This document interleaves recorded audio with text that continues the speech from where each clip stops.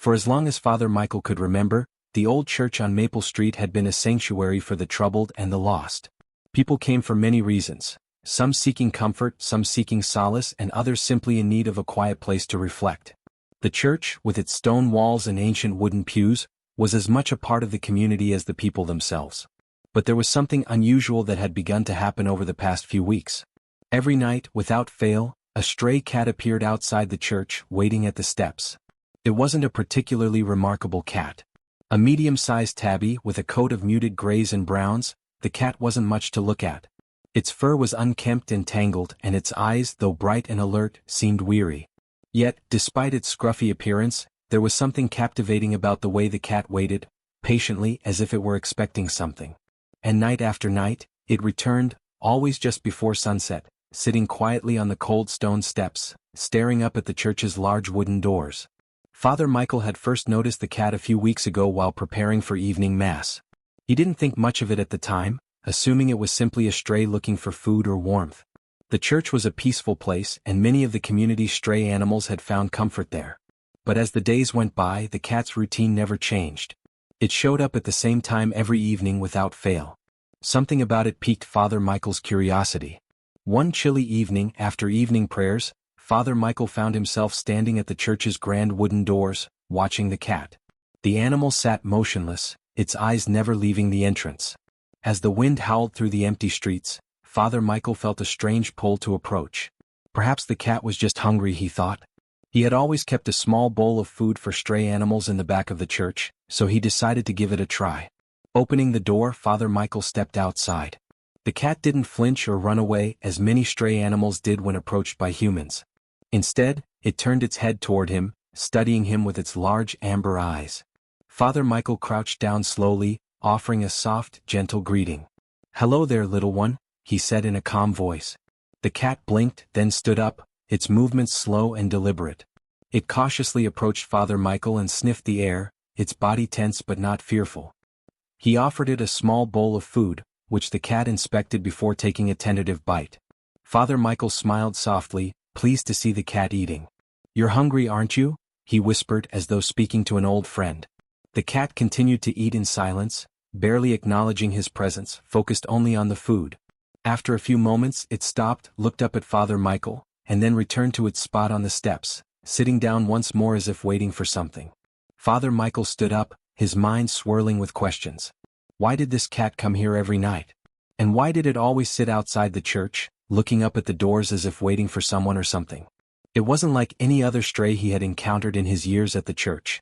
There was a quiet determination in the way the cat behaved, a patience that seemed almost deliberate.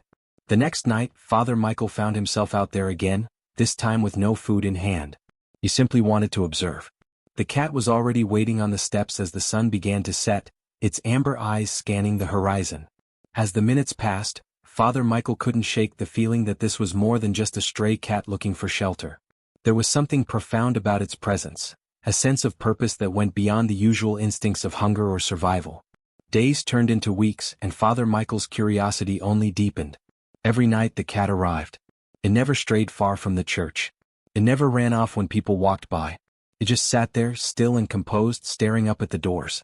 Finally, one evening, Father Michael decided to wait with the cat.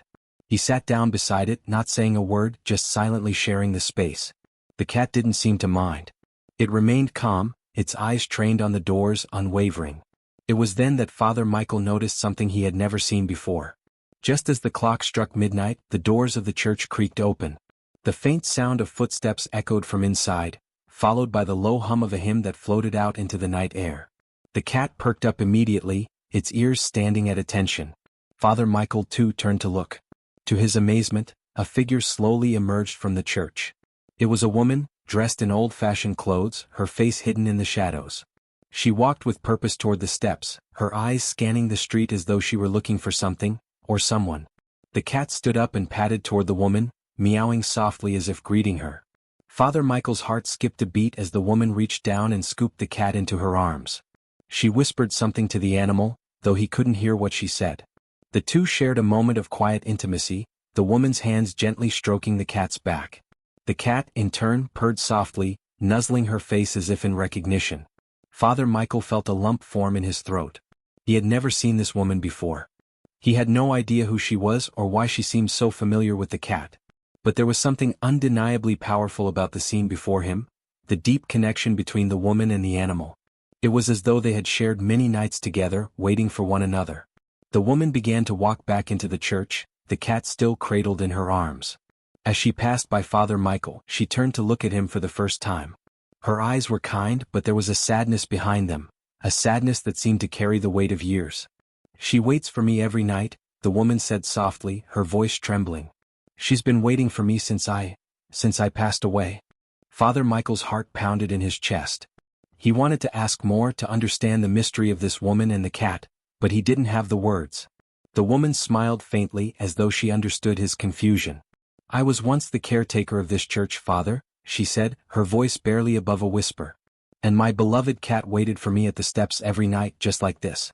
Even after I was gone, she came. She's always waited." With that, the woman turned and walked into the church, the doors closing softly behind her. Father Michael remained there, stunned, unsure of what to believe. He stared at the steps where the cat had been, now empty and quiet, the silence of the night enveloping him. For the following days, Father Michael couldn't stop thinking about the encounter. He had known this church had seen its fair share of history, but never had he encountered anything like this before. The bond between the woman and the cat, and the way the cat waited so faithfully every night, it was more than just a strange occurrence. It was a reminder of love that transcended time, of devotion that refused to be broken, even by death. From that night on, Father Michael made it a point to leave a small bowl of food outside the church each evening, in honor of the cat's devotion. And each night, the cat would come, as if keeping a silent promise to return.